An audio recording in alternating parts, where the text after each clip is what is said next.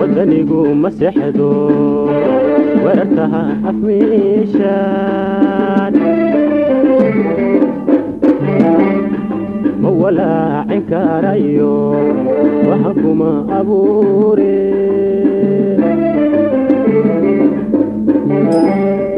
ودنيقو مسحدو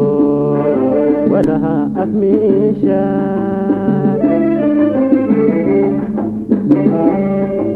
ولا عنكاريو وحكما أبوري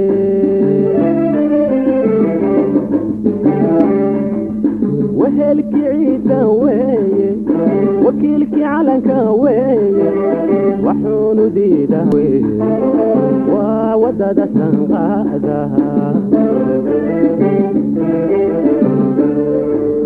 وهلك عيدا ويه وكيلك علنك ويه وحون ديدا ويه وودد سنغادها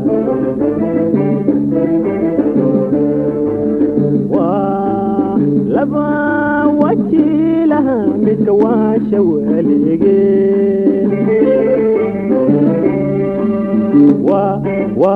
لبا وكيلها متواشى وليقين يوعد فرايو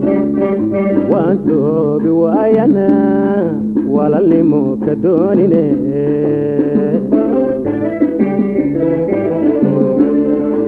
يوعد فرايو وانتو بوايانا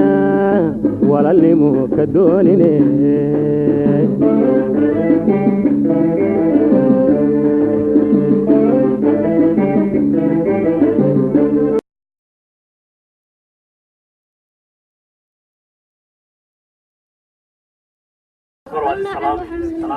السلام عليكم ورحمة الله وبركاته. marka xigta runtii waxaan aad iyo aad uga mahadcelinaynaa soo dhaweynta qiimaha badan ee aad noogu samayseen degmada Dallood oo ah xudunta halganka ay jabhadda wadaniga xoreynta ogaadeen ku jirto. waxaan sidoo kale u mahadcelinaynaa dhammaanba maaragtay odayaasha waxgaradka iyo dadweynaha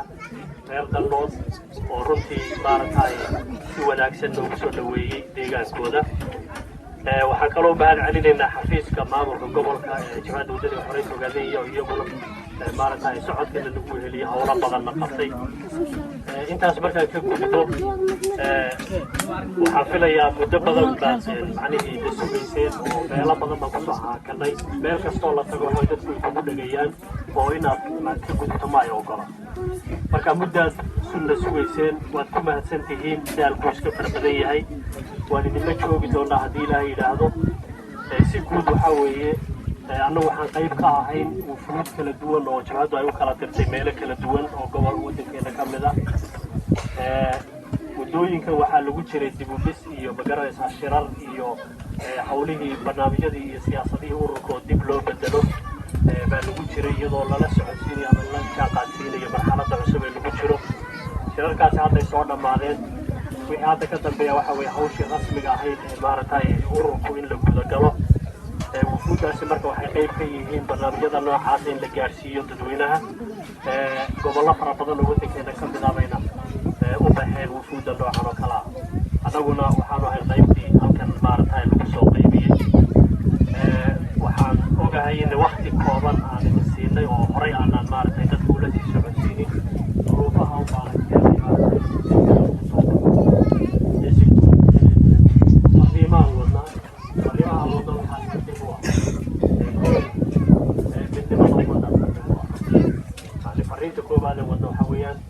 dadka midnimadiisa in laga shaqeeyo midnimadana in la gaarsiiyo heer qowmiyad Soomaaliyeed in la gaarsiiyo. taa waxaan u leenahay oo aan maaragtay number 1 uga dhiganay waxa weeyaan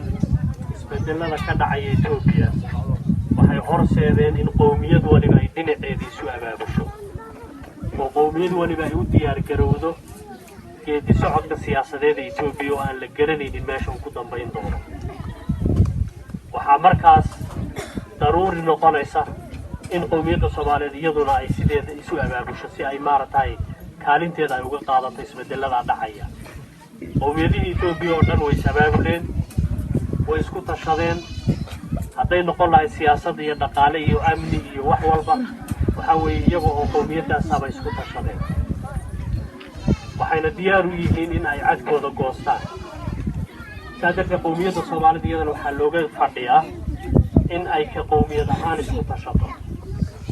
in ay ka gudubto waxyaalaha ka hooseeya qowmiyadda hadduu noqon lahaa qabiil hadduu noqon lahaa siyaasad deegaan hoose ku salaysan hadday noqon lahayd manfac hoose waxyaabahaas oo dhan intii laga gudbo in heer qowmiyadeed loo gudbo si ay suuragal u noqoto in ummadaha lala tartamo oo xuquuqdeena kaga maqan Itoobiya aan u soo dhacsanno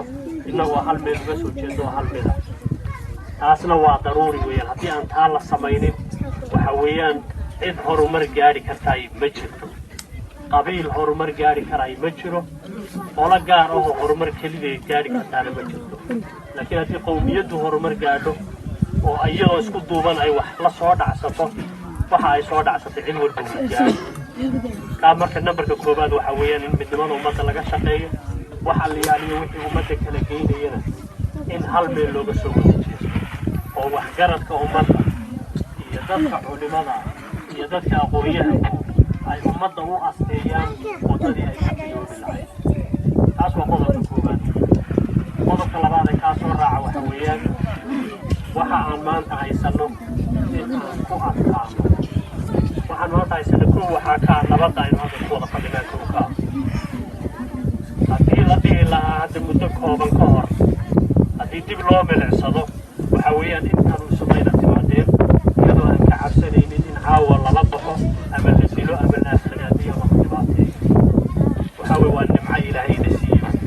nimcadaa kow inaan marka ilaahay ku shukrino marka labaadna inaynu ka shaqayno sidii ay maaragtay u jiri lahayd ee ay taabagal u noqon lahayd inaan marka labaadna ka shaqayno taasina waxay ku iman kartaa in la iska kaashado guud ahaan xubnaha kala duwan ama qaybaha kala duwan ee bulshada dowladda ururada siyaasiga waxaasoo dhan inay iska wada kaashadaan